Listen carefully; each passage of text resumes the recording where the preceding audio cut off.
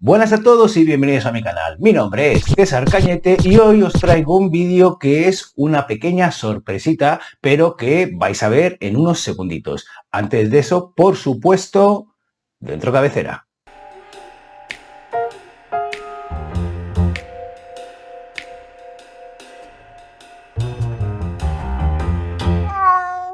Bueno, ¿y por qué digo que es una pequeña sorpresita? Porque no acostumbro a hacer vídeos híbridos entre diferentes secciones. Y esta de aquí, como el mundo editorial no deja de darme en las últimas semanas noticias, cosas que me traen o que me inspiran a la hora de hacer vídeos, he decidido que esta semana haría eso, un vídeo híbrido entre el mundo editorial y estos vídeos de listas de ejemplos, que podría ser un wrap-up, que podría ser un book haul, que podría ser pues todo este tipo de terminología que utilizamos los booktubers para hablaros de libros diferentes. Y como ya habréis visto en el título del vídeo y en la miniatura, os voy a hablar porque el mundo editorial publica una obra póstuma de Gabriel García Márquez cuando se cumplen 10 años de su muerte, y de paso os voy a dar 5 ejemplos de autores cuyos libros fueron publicados de manera póstuma, pero cada uno de ellos dentro de su propia tipología. En fin, que vamos adelante. Antes de nada, dejadme deciros, para los que podáis ser más susceptibles, que yo no me estoy metiendo con el grandísimo autor Gabriel García Márquez, ni le estoy criticando a él. Libradme de tamaña ofensa. He de decir que no he leído todo lo que debería a Gabriel García Márquez, pero que soy un auténtico enamorado de 100 años de soledad, que es una novela que me cautivó, me flipó y me inspiró a la hora de escribir un relato propio, como es el de El autor, que está dentro de Nunca supe escribir, que es un pequeño libro de relatos que tengo publicado en Amazon. Perdón la cuña, pero es que me ha venido así y al final una cosa te lleva a la otra y acabo hablando de eso. Quedaos con esta idea, no me estoy metiendo con Gabriel García Márquez, sino con las técnicas de marketing, de ventas, para utilizar autores que ya no pueden decir si sí o si no con sus libros póstumos. Así que vamos a ello. Reconozco que yo no me había enterado para nada que se estaba proyectando publicar una novela póstuma de Gabriel García Márquez. Y por supuesto tampoco sabía que él mismo la había descartado y que creía que no estaba al nivel de las anteriores y que no se podría publicar. Así que esta semana, cuando he abierto el periódico, he visto en redes sociales que se había armado un pifostio porque habían creado una ceremonia alrededor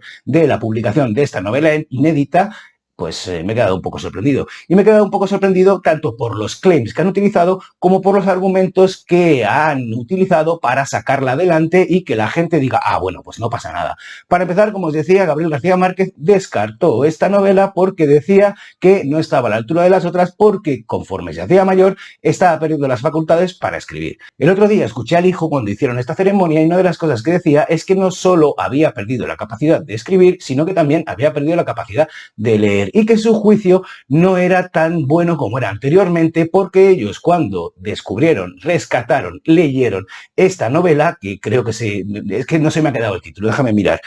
Nos vemos en agosto, pues eso, no era tan mala como decía su padre y merecía tener una salida. Han escogido el día de publicación del 6 de marzo con la excusa de que era el cumpleaños de Gabo y que hubiese cumplido 97 años, y eso hace que esta novela, que la había descartado, estuviese genial sacarla, pues eso, 10 años después de su muerte y en la fecha que él cumplía 97 años. También han utilizado un claim que es la novela feminista de Gabriel García Márquez. Y, oh sorpresa, resulta que estamos a 2 días, o cuando se sacó estaba a 2 días del 8 de marzo, el Día de la Mujer. Así que me parece que si unes una cosa con la otra, pues veremos ahí que hay unos intereses económicos por parte de los herederos para sacar una obra que descartó su padre. Si a esto le sumamos, además, que no tiene ningún sentido decir que es por el cumpleaños de Gabo cuando son 97 años, porque si me dices que se esperan 3 años siendo una obra póstuma y que han pasado 10 años desde la muerte de Gabriel García Márquez, pues ¿qué más te da esperarte 3 años más? ¿Por qué no te esperas a los 100 años?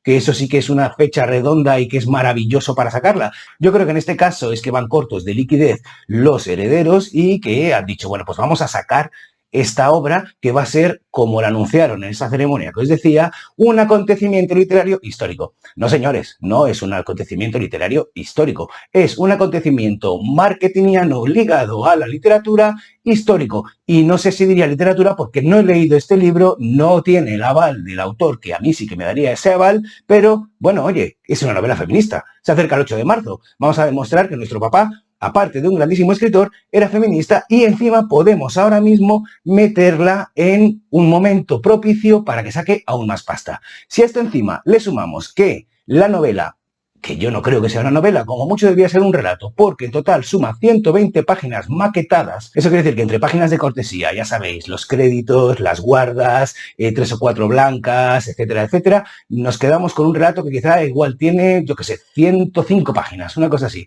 Y que ya ha empezado a haber comentarios de que la letra es muy gorda y es muy grande, pues tenemos un librito que le han puesto la friolera de 18,90 euros y que a nivel de producción cuesta muy poco hacer, porque es muy corto y hay una sensible diferencia entre un libro con 500, 600, 700 páginas y un libro con 120. Esto es así, esto es lógica pura. Así que me parece que hay un afán recaudatorio por parte de la familia de explotar la figura del padre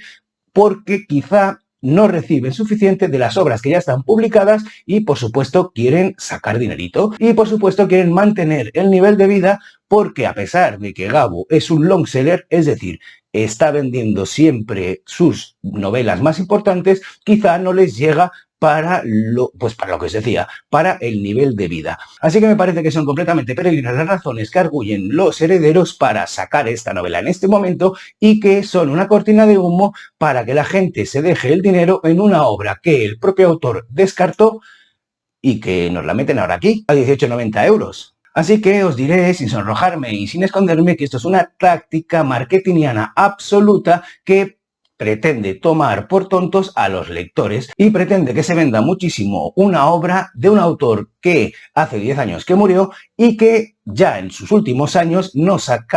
publicaba libros, no era tan prolífico, no lo sacaba a la velocidad que los había sacado anteriormente y tampoco estaba recibiendo las grandísimas críticas que recibía anteriormente. De la misma forma que sucede con El Planeta, que acaba creándose un espectáculo efectista para engañar, y así lo digo, fraudulentamente a los lectores para que se crean las pantomimas con las que visten a esos productos literarios que no están a la altura de lo que sus autores, en el caso de Gabo, pues en el caso del último premio Planeta, Sonsoles Onega, supongo que sí que está a la altura, pero que no están a la altura de la calidad que siempre han demostrado. Así que aquí tenéis una práctica que, bueno, no os diré que es muy habitual, pero ahora vamos a hacer un repasito a eso que os decía de otros autores cuyos libros se publicaron de manera póstuma y veremos que no es la primera vez que esto sucede. Así que venga, vamos para adelante. Un ejemplo muy parecido a este sucedió con otro autor prestigiosísimo que dejó una obra inacabada, pero que no tenía,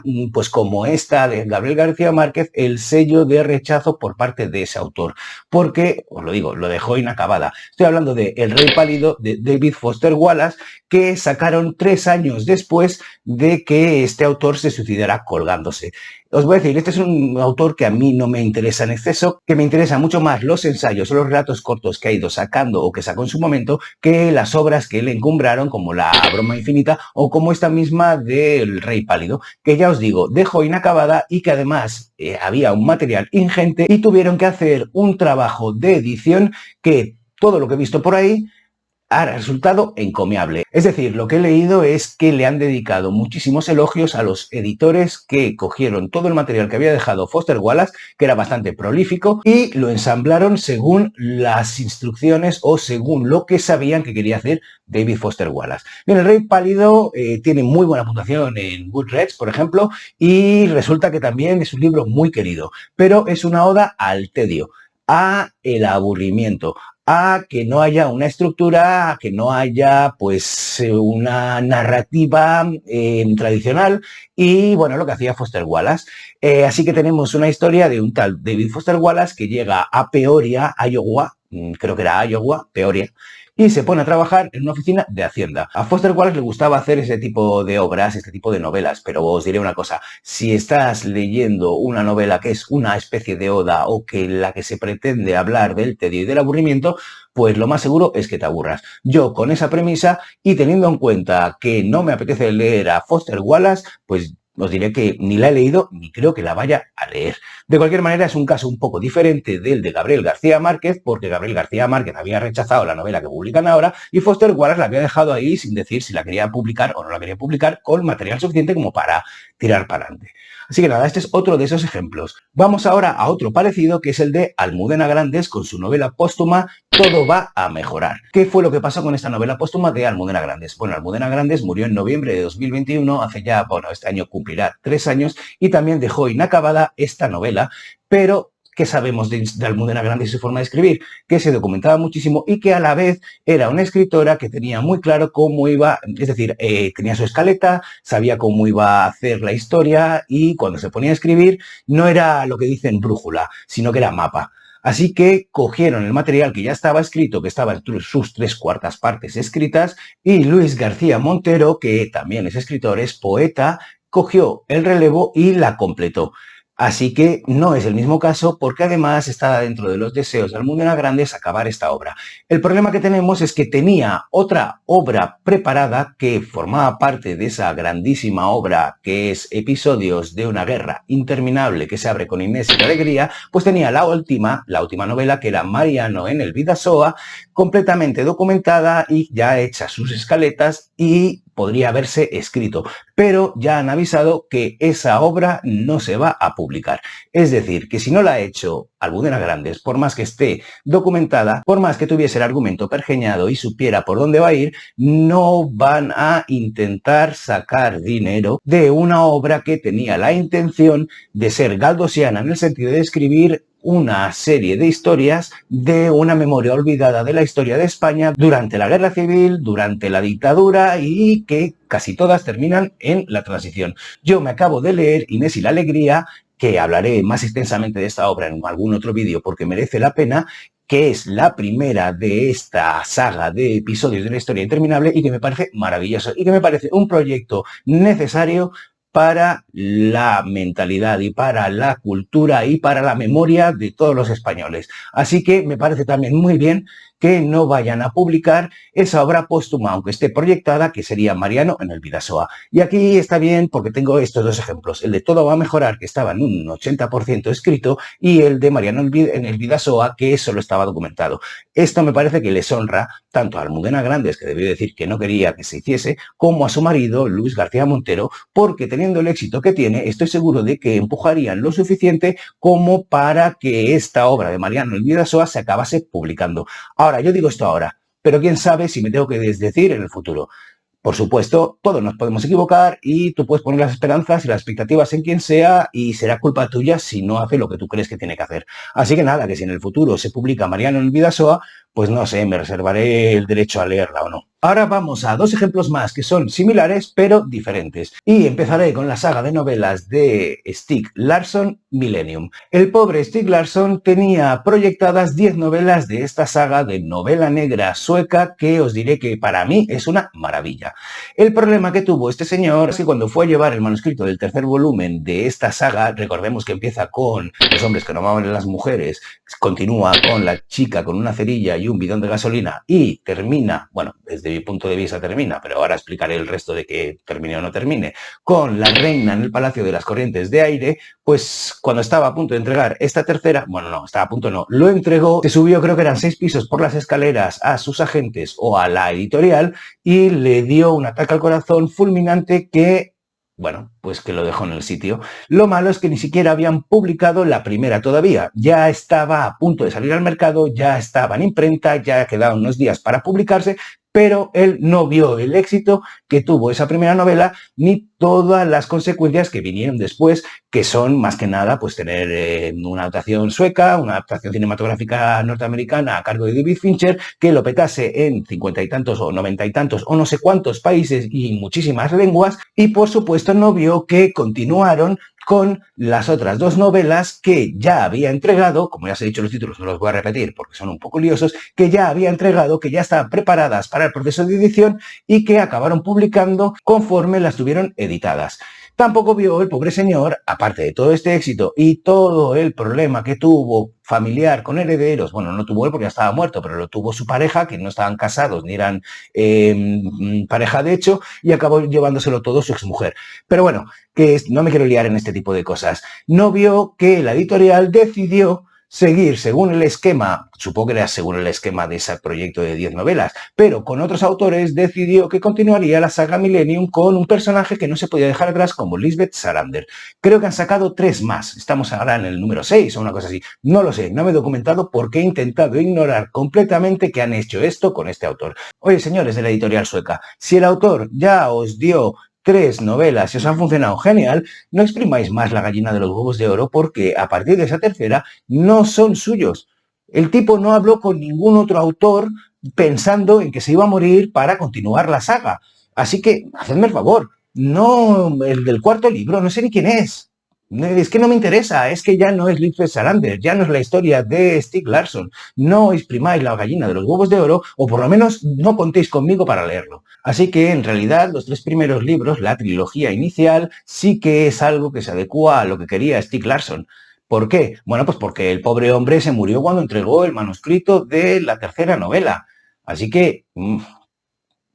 para mí, todos mis respetos, pero a partir de entonces no continuemos, o sea, no hace falta, ya está suficientemente bien. Y por supuesto no se parece tampoco al caso que ha abierto este vídeo, que lo voy a incidir cada vez que hable de un ejemplo, lo dejo ahí. Vamos a otro caso similar a este de Stieg Larsson, pero que también es un poco diferente, y estoy hablando de la novela enorme, gigantesca de Bolaño, que es 2666. Que se publicó poco después de su muerte y que él había dado unas instrucciones para que se publicasen por tomos porque pensaba que eso beneficiaría mucho más a sus hijos a nivel económico, porque ya sabéis que creo que tiene 3 partes, 2666, yo reconozco que me he leído la mitad y que no he podido continuar. Bolaño no es uno de esos autores que a mí me pirren, me parece que escribe muy bien, pero me aburre soberanamente. He intentado en varias ocasiones leerme por completo grandes obras suyas como son Los Detectives Salvajes por un lado y como es 2666, es decir que Los Detectives Salvajes la intenté leer 2 veces y la tuve que dejar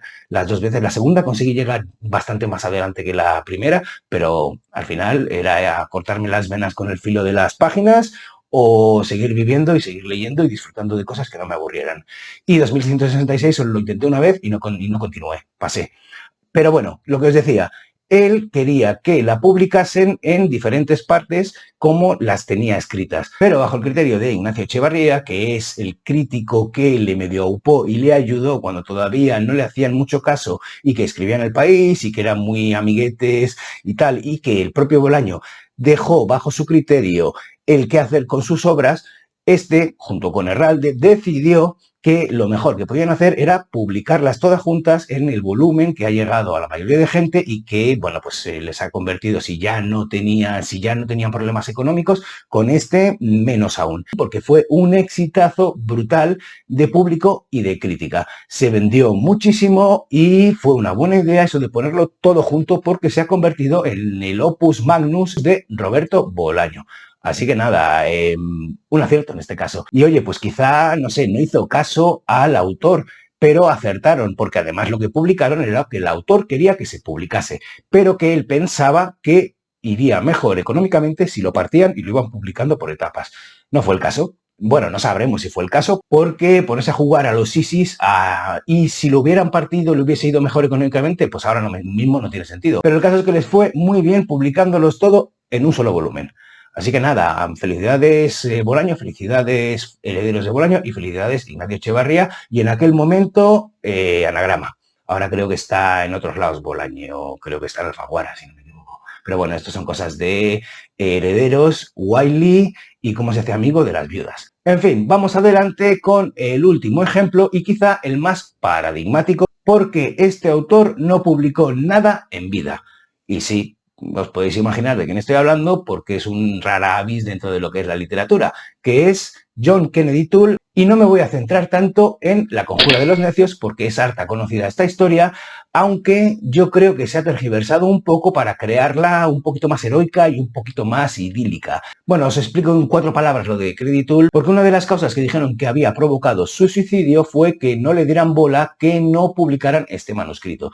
Así que cuando se suicidó en el 69, su madre cogió ese manuscrito, se fue de editorial en editorial, que no le hicieron ni santo caso, hasta que una editorial universitaria le hizo caso, la publicaron y se convirtió en un Pulitzer. Bien, esto no fue del todo así, pero para saber con más detalle cómo fue, os emplazo a que os escuchéis el podcast de Javier Peña, Grandes Infelices, el capítulo de John Kennedy Toole, porque da muchísimos más detalles y rompe un poco, o al menos a mí me lo rompió, con esta historia de que nadie le hizo caso y que eso le llevó al suicidio. Así que si queréis saber más, os emplazo por supuesto a que vayáis y lo encontréis. No os lo pongo porque no lo tiene en YouTube, os digo que lo busquéis por Spotify, porque ahora todo el mundo lo tiene. En fin, yo no me quería centrar tanto en este, sino que me quiero centrar en La Biblia de Neón, que es una novela anterior que no publicó, por supuesto, que estaba guardada por ahí y que aprovecharon para publicar después del exitazo que había sido La Conjura de los Necios y de El Pulitzer. No sabemos, o por lo menos yo no lo sé, si John Kennedy Toole quería publicar esta novela, la daba por válida, le parecía una buena novela o la descartaba completamente. Pero bueno, claro, si la hubiese descartado, igual, pues no sé, el otro día hablaba con un colega y me decía, oye, si no quieres que te publiquen nada de lo que has dejado, quémalo todo. A lo Terry Pratchett o a los otros autores. Quémalo todo y así te ahorras pues lo que ha pasado ahora con la de Gabriel García Márquez. El caso es que no sabemos si John Kennedy Toole quiso quemarla o quiso deshacerse de ello. Pero acabaron publicando esta novela de formación que tengo por leer y que por eso nos voy a dar más que el ejemplo de que es un autor que ya no publicó en vida, pero que hicieron espeleología, prospección en lo que había escrito anteriormente y pensaron que se podría publicar. Y que de hecho acabaron publicando. Bueno, ahí tenéis La Biblia de Neón. Así que aquí veis que tenemos un caso un poquito diferente a todos los que os he mostrado hasta ahora. Pero bueno, espero que os hayan parecido ejemplos ilustrativos y que tengáis en cuenta, por supuesto, que los motivos que haya detrás de una publicación de una novela póstuma no son nunca ni 100% literarios ni 100% comerciales, sino que hay una mezcla en la que a veces hay más parte de comercial que de literario. Bueno, la mayoría. De hecho, yo creo que en el caso de Nos vemos en agosto, que no lo vamos a ver, el 99% es comercial y el 1% literario, y es básicamente que está escrito. Porque yo creo que si Gabriel García Márquez hubiese dejado post-its por todos lados, habrían acabado haciendo un diario de post-its diciendo que esto es la maravilla de la escritura de Gabriel García Márquez. En fin, que para gustos colores, que si habéis decidido que vais a leer esta novela, pues o si la habéis leído ya, porque me han dicho que se lee, bueno, se me han dicho no, si tiene 120 páginas con una letra así, se lee de una sentada. O si ya la habéis leído, ponedmelo en los comentarios. O si os gusta, pues, que sea un poco crítico con este tipo de cosas y del mundo editorial y cómo intenta darnos gato por liebre para vender libros, pues ponedmelo también. O si os enfada que critique de esta manera el mundo editorial, pues ponérmelo también, que este canal es grande y aguanta todo. Es como el pan semilla de oro, que ahí le puedes poner lo que te dé la gana. Así que nada, espero que os haya gustado este vídeo, que os hayan gustado los ejemplos y yo lo dejo aquí. Solo me queda desearos un felicísimo día y mandaros un besazo enorme. ¡Mua!